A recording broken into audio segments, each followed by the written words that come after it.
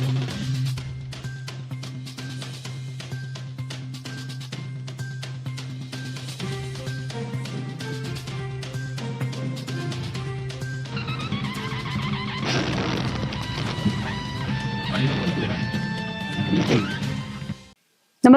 आपण पाहता Hirkani news. Hirkani news प्रत्येक क्षण ताज्या घडामोडी आणि महत्त्वाच्या प्रत्येक बातमीसाठी नेहमी तत्पर. कोट्यावधी खर्चूनही पाणी नाही, भोस ग्रामस्थांचा यलगार. 3 निवेदने, अनेक आश्वासने निष्फळ. अखेर ग्रामपंचायत कार्यालयासमोर आमरण उपोषणास प्रारंभ. गेल्या अनेक वर्षापासून शुद्ध पिण्याच्या पाण्याच्या समस्येने त्रस्त असलेल्या भोस ग्रामस्थांनी अखेर प्रशासनाविरोधात निर्णायक पाऊल उचलत सोमवारी दिनांक 8 जून 2026 रोजी सकाळी 11 वाजल्यापासून ग्रामपंचायत कार्यालयासमोर आमरण उपोषणास प्रारंभ केला. प्रशासनाला वारंवार निवेदने, पाठपुरावा आणि मुदत देऊनही कोणतीही ठोस कार्यवाही न झाल्याने ग्रामस्थांनी हा संघर्षाचा मार्ग स्वीकारला आहे.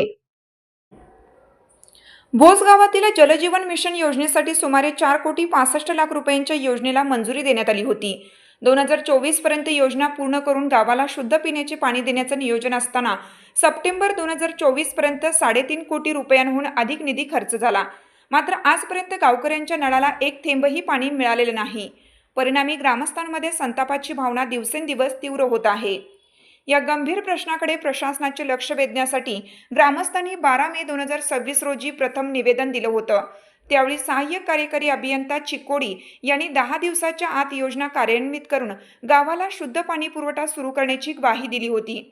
मात्र त्यानंतरही कोणतीही कार्यवाही न झाल्याने 19 मे 2026 रोजी दुसऱ्यांदा निवेदन देण्यात आलं. तरीही परिस्थितीत कोणताही बदल झाला नाही.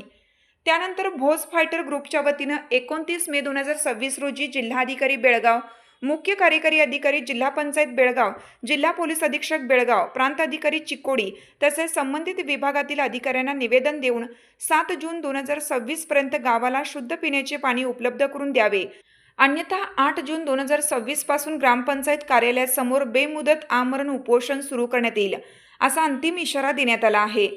मात्र प्रशासनाकडून कोणतीही प्रभावी कारवाई न झाल्याने आणि दिलेली मुदत संपल्यानंतरही पाणीपुरवठा सुरू न झाल्याने ग्रामस्थांनी आपल्या इशाऱ्यानुसार 8 जून रोजी आमरण उपोषणाला सुरुवात केली. या उपोषणात माजी तालुका पंचायत सदस्य प्रकाश वडार, माजी ग्रामपंचायत सदस्य सचिन मोहिते, आरिफ मकानदार, डॉक्टर बापूसाहेब हंपन्नवर, विपुल ढेरे यांच्यासह राजू बुर्जी, अभय पाटील, कुमार नाईक, अनिल मडिवाळ तसेच भोस ग्रामस्थ मोठ्या संख्येने सहभागी झाले होते. यावेळी रयत कर्नाटक राज्य रयत संघ भोज व हरित सेना भोज यांच्या वतीनं आंदोलनाला जाहीर पाठिंबा देण्यात आला.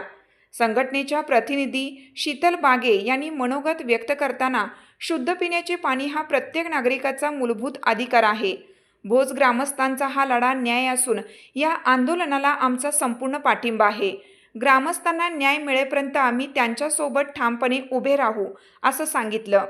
उपोषणस्थळी बोलताना ग्रामस्थांनी प्रशासनाच्या निष्क्रियतेवर नाराजी व्यक्त केली. कोट्यावधी रुपयांचा निधी खर्च करूनही नागरिकांना पिण्याच्या पाण्यासाठी संघर्ष करावा लागत असल्याने ही बाब अत्यंत गंभीर असल्याचे त्यांनी नमूद केलं.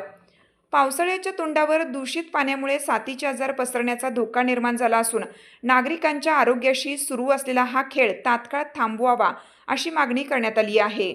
सलग 3 वेळा निवेदनं, अनेक बैठका, अधिकाऱ्यांची आश्वासने आणि सातत्याने केलेला पाठपुरावा यानंतरही पाणीपुरवठा सुरू न झाल्याने ग्रामस्थांनी आता आरपारची लढाई सुरू केली आहे.